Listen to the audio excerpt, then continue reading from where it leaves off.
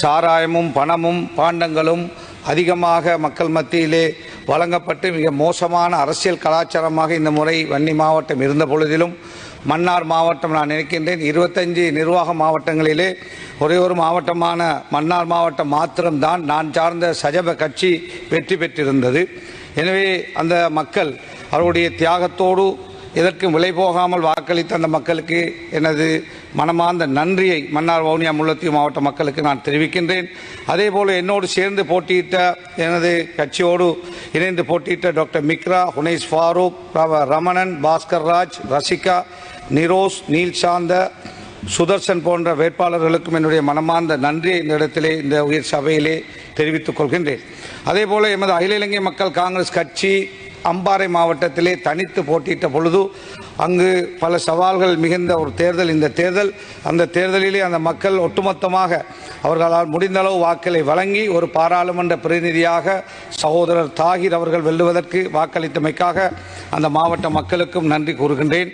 அதேபோல மட்டக்களப்பு, திருகோணமலை, அனுராதபுரம், குருநாகல, புத்தளம் போன்ற மாவட்டங்களில் எமது கட்சி எஸ்ஜேபியோடு சேர்ந்து போட்டியிட்டாலும் அந்த வேட்பாளர்கள் அதிகமான வாக்களை, குறிப்பாக புத்தளம், திருகோணமலை, அனுராதபுரம், மட்டக்களப்பு, குருநாகல் போன்ற மாவட்ட வேட்பாளர்கள் அதிகமான வாக்களை பெற்று அந்த கட்சி உறுப்பினர்களை பெறுவதற்கு பக்கபலமாக இருந்திருக்கிறார்கள் என்பதை அவர்களுக்கும் அவர்களோடு நின்று வாக்களித்த மக்களுக்கும் குறிப்பாக என்னுடைய மனமார்ந்த நன்றியை கட்சி சார்பாக தெரிவிக்கின்றேன்.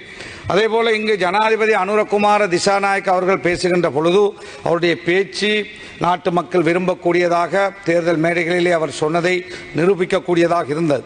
எனவே அந்த பேச்சிலே உள்ள அத்தனை அர்த்தங்களும் நிச்சயமாக இந்த நாட்டிலே நடைமுறைப்படுத்தப்படுமாக இருந்தால் அதற்கு வந்திருக்கின்ற 159 பாராளுமன்ற உறுப்பினர்கள் நீங்கள் நேர்மையாக உழைப்பீர்களாக இருந்தால் நாங்களும் இந்த எதிர்க்கட்சியில் இருந்து கொண்டு உங்களுக்கு 100% ஆதரவை வழங்குவோம் என்பதிலே எந்த சந்தேகம் கிடையாது.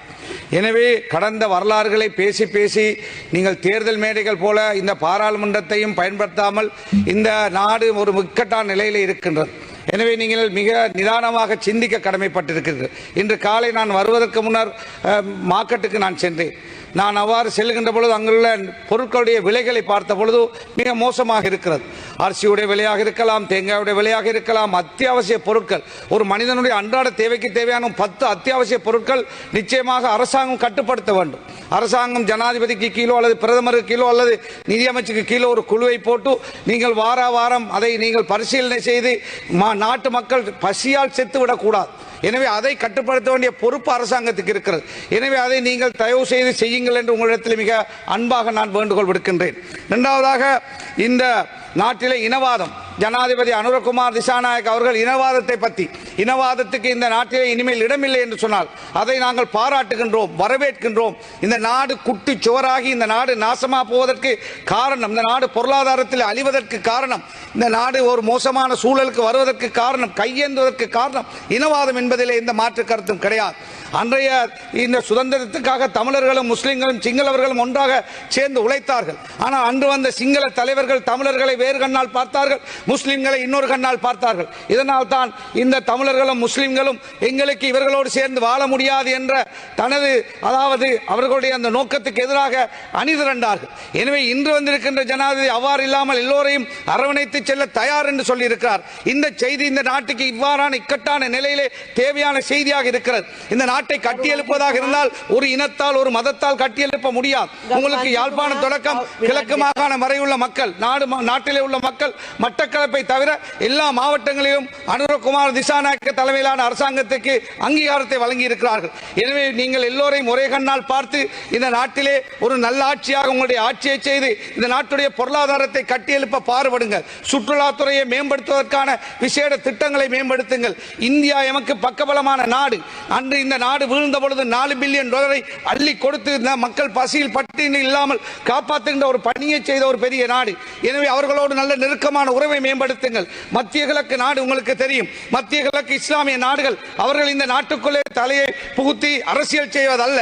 அவர்கள் இந்த நாடு பஞ்சத்தில் வீழ்ந்த பொழுது, எண்ணெய் இல்லாமல் இருந்த பொழுது, யுத்தத்தின் பிறகு இந்த நாடு கஷ்டத்தில் இருந்த பொழுது கடனாக எண்ணெய் வழங்கியவர்கள்.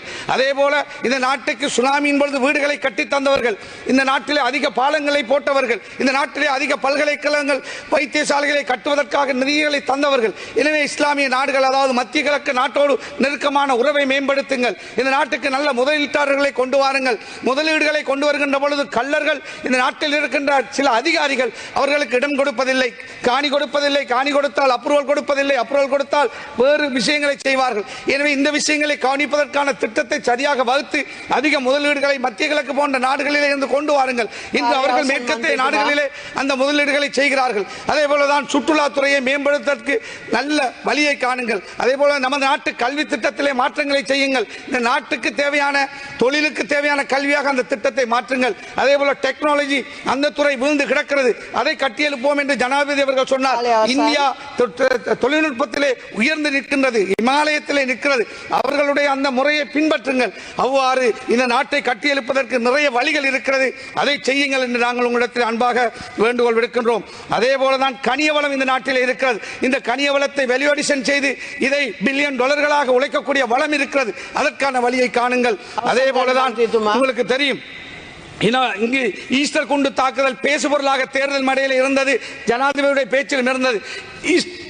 ஈஸ்டர் குண்டு தாக்குதலுடைய குற்றவாளிகளை கண்டுபிடியுங்கள். அதே போல இதனுடைய உயிர் அழிவு கிறிஸ்தவர்களுக்கு வந்தது போல முஸ்லிம்களுக்கு இதனால் பெரிய பாதிப்பு ஏற்பட்டது. நான் கூட 210 நாட்கள் அநியாயமாக கோட்டாபேயுடைய கொடுங்கோலன் ஆட்சியில் நானும் அநியாயமாக சிறையில் இருந்தேன். அதே போல இன்னும் பலர் ஈஸ்டர் குண்டு தாக்குதலில் சிறையில் இருக்கிறார்கள். எனவே அவர்கள் குற்றவாளிகள் இல்லை என்றால் அவர்களையும் விடுதலை செய்யுங்கள். அதே போல விடுதலை புலிகளோடு தொடர்பட்டவர்கள் என்று ஒரு சிலர் இன்னும் சிறையில் இருக்கிறார்கள். எனவே அவர்களையும் அவசரமாக விடுதலை செய்ய வழி செய்யுங்கள். அதே போலதான் இந்த ஒரு விஷயத்தை சொல்ல வேண்டும். இந்த அரசாங்கம் வந்ததோடு யாழ்ப்பாண முஸ்லிம்கள் மீள்குடியேற போனவர்களுக்கு ஒரு சின்ன அபிவிருத்திக்காக 8 கோடி ரூபாய் நான் ஒதுக்கீடு செய்தேன், அதை நிறுத்தியதாக நான் அறிகிறேன். அதே போல புத்தளத்திலே பாதைகளுக்காக நான் ஒதுக்கிய 10 கோடி ரூபாய் ஒதுக்கியது நிறுத்தப்பட்டதாக அறிகிறேன். எனவே ஜனாதிபதி அவர்கள் இந்த விஷயத்திலே கவனம் செலுத்தி அந்த நிதிகளை விடுவித்து அந்த மக்களுக்கு பயன்பெற வழிவகுக்க வேண்டும் என்று கேட்டு இந்த சந்தர்ப்பத்துக்கு நன்றி கூறி எனக்கும் எனது கட்சிக்கும் வாக்களித்த மக்களுக்கும் நன்றி கூறி விடைபெறுகிறேன். நன்றி. ගරු රත්මාලි